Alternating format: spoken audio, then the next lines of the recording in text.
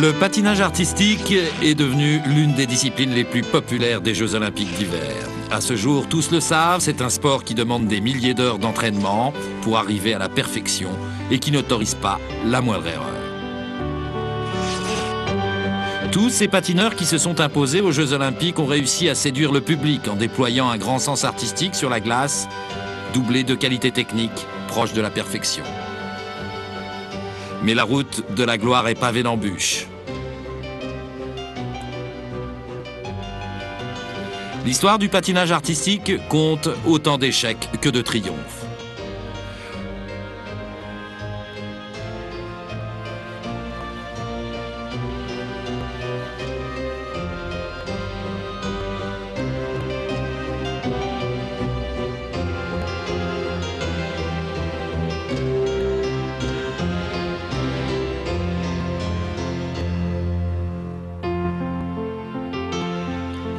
Aujourd'hui, le patinage est un spectacle autant qu'une compétition.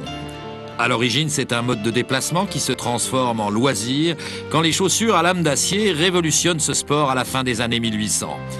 Le premier patin est aussi ancien que la glace elle-même.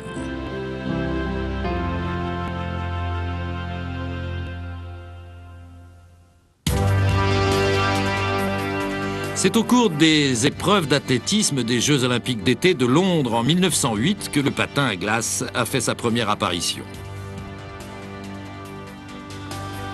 Très différent des sports olympiques pratiqués en été, le patin à glace remporte un énorme succès. Le champion du monde suédois Ulrich Salko, qui remporte la médaille d'or, devient une star. Son influence sur ce sport est énorme. Il deviendra président de la Fédération internationale de patinage, et cela, même s'il a à cette époque pas mal de détracteurs. Son nom entre dans la postérité grâce au Salko, ce saut spectaculaire qu'il invente.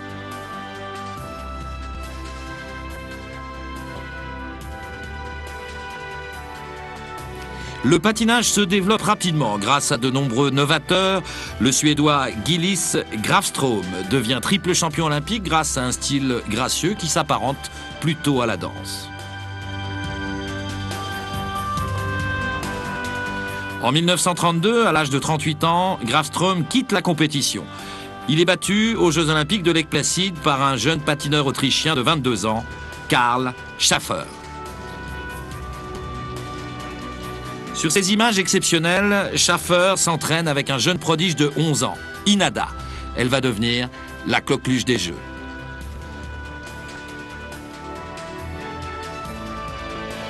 Après sa victoire en 1932, Schaffer remporte à nouveau la médaille d'or 4 ans plus tard et devient 7 fois champion du monde. L'alliance de sa technique dans les figures imposées et de sa grâce dans les programmes libres le mettent hors de portée durant de nombreuses années.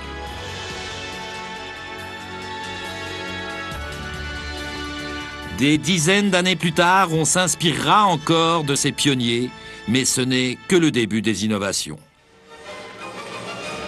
Le patinage artistique masculin a repoussé ses propres limites. Aux Jeux Olympiques d'Albertville, Petr Barnard devient le premier patineur à exécuter un quadruple salto en compétition. Mais certaines innovations ne reçoivent pas un accueil aussi chaleureux. Quand l'Américain Terry Kubica exécute son flip arrière aux Jeux de 1976, ce saut est immédiatement interdit, étant considéré comme trop dangereux. De nombreuses personnes estiment que c'est cet homme qui a modernisé le patinage. Son nom, Dick Button. C'est lui qui transforme la danse des premiers patineurs en une discipline plus sportive, plus athlétique. Dick Button fait alors figure de novateur. Button s'entraîne dans un style propre, aux États-Unis, seul, sans professeur. Il ne subit aucune influence. Il lui faut pratiquer ce sport à sa façon. Button combine les mouvements classiques avec des sauts plus agressifs et une variante de vrille qui, jusqu'alors, était réservée aux dames. Ce jeune étudiant de Harvard de 18 ans apparaît pour la première fois aux Jeux de Saint-Moritz en 1948. Il devient immédiatement l'attraction et vole la victoire à ses adversaires européens au style plus traditionnel. Le secret de Button réside dans le fait qu'il repousse les limites de ce sport en prenant d'énormes risques. Nombreux sont les mouvements qu'il présente aux Jeux Olympiques alors qu'il vient de les mettre au point. C'est de l'innovation à l'état brut. I was the first to do a double axel, which is a novice move today. I was the first to do, boys didn't do camel spins. Those were the province of the girls. I changed the arms, made them simplified, and it became a standard move for everybody. All of those things were new and brought into the sport. Flying sit spins, jump sit spins, moves, combinations of moves, triple jumps, etc. Now, of course, everybody does everything.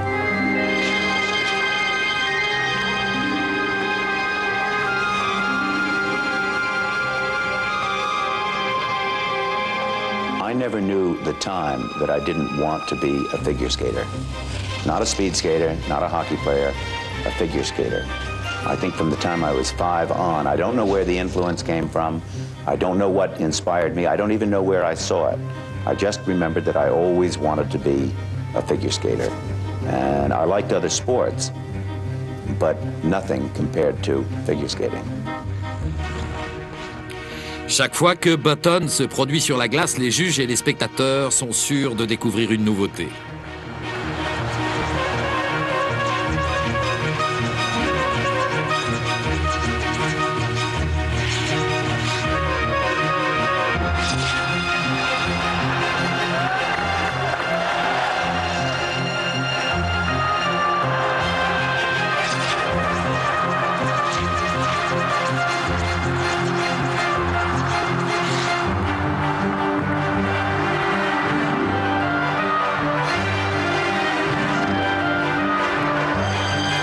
Deux fois champion olympique et 5 fois champion du monde, Dick Button apporte au patinage une créativité, une grâce et un style rarement égalés. Mais bien que ses performances aient marqué une étape dans ce sport, une femme, avant lui, avait influencé le patinage de façon beaucoup plus profonde.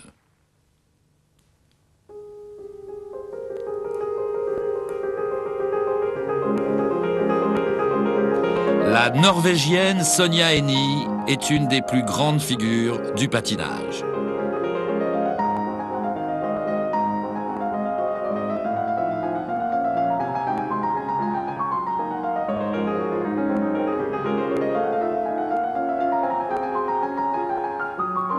Elle commence à patiner à l'âge de 5 ans et remporte en quelques années de nombreux trophées à travers la Norvège.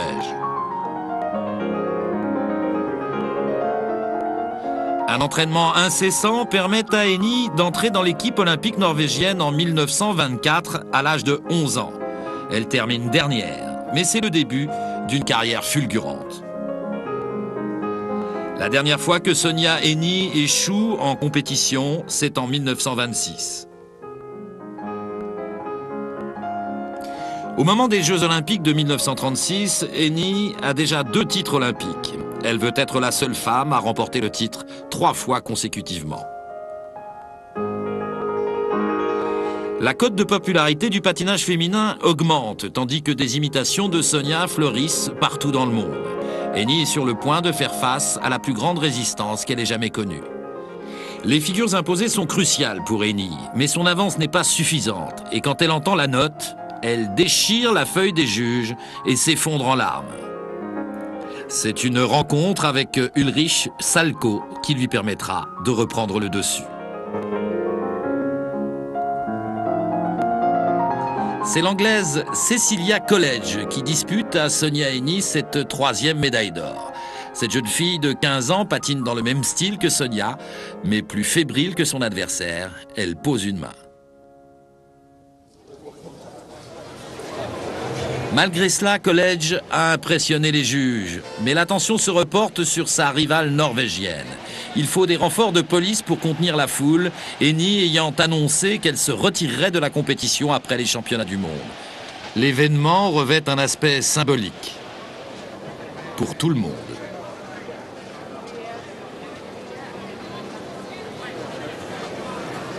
Et personne ne sera déçu, l'événement est historique.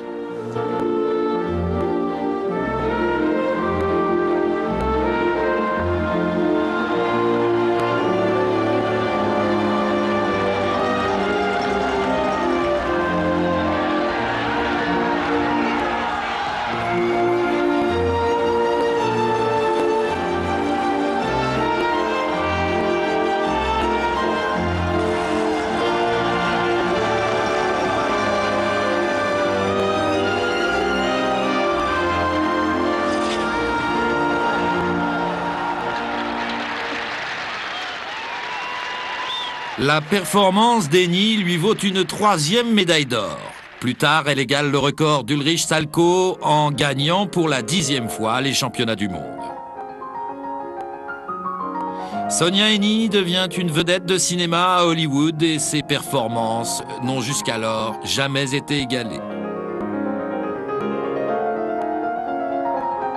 Mais récemment, une patineuse allemande a failli réaliser la même performance précisément.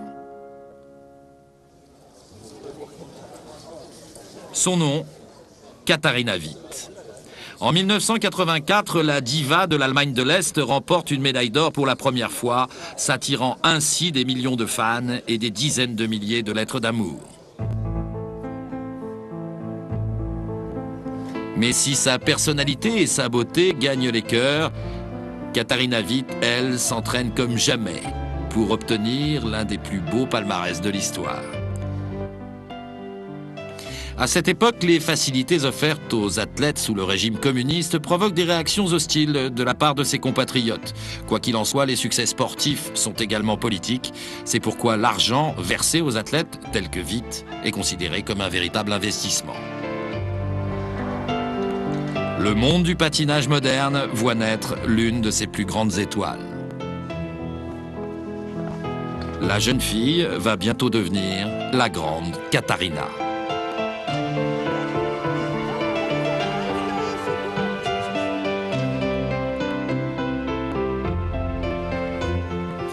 En 5 ans, la seule patineuse qui ait battu Witt est Debbie Thomas. Elle remporte les championnats du monde en 1986 et devient la principale rivale de Katharina aux Jeux de Calgary en 1988.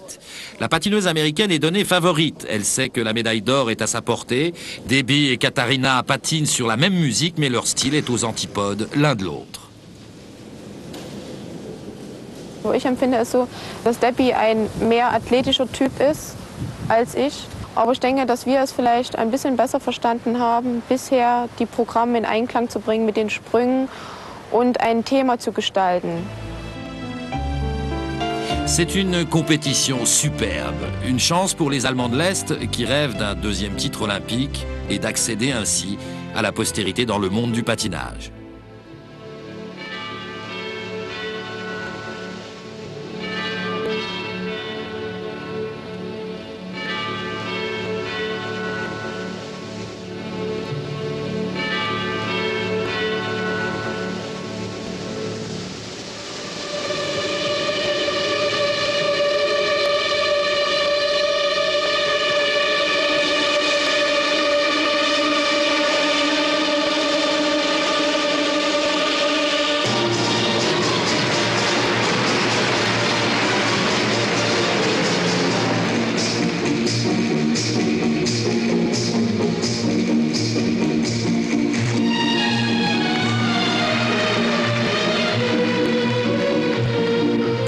Alors que Witt patine sur Carmen de Bizet, sa rivale attend son tour pour tenter de détrôner la reine.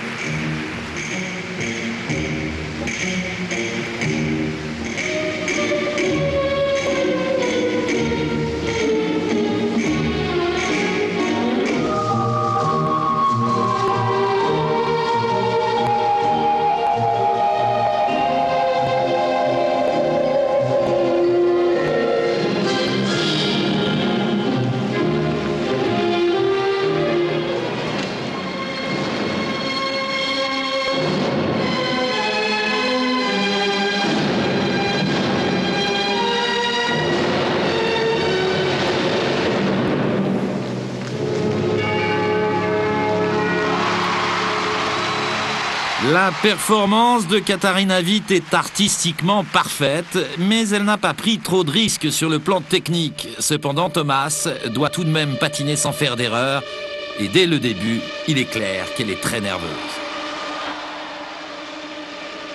Debbie Thomas sait qu'à cause de cette légère erreur, elle ne pourra pas gagner. Elle ne pense plus qu'à une chose, terminer son programme sans beaucoup d'espoir.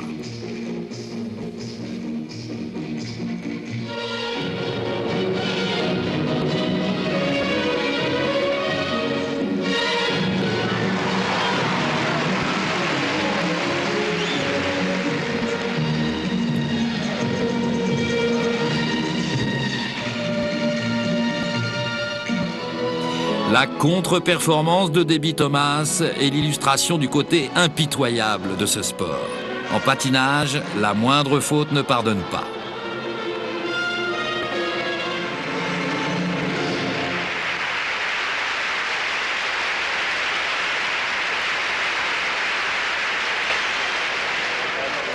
Katarina Witt a réussi. Elle est la première patineuse à remporter 2 titres olympiques successivement depuis Sonia Henny.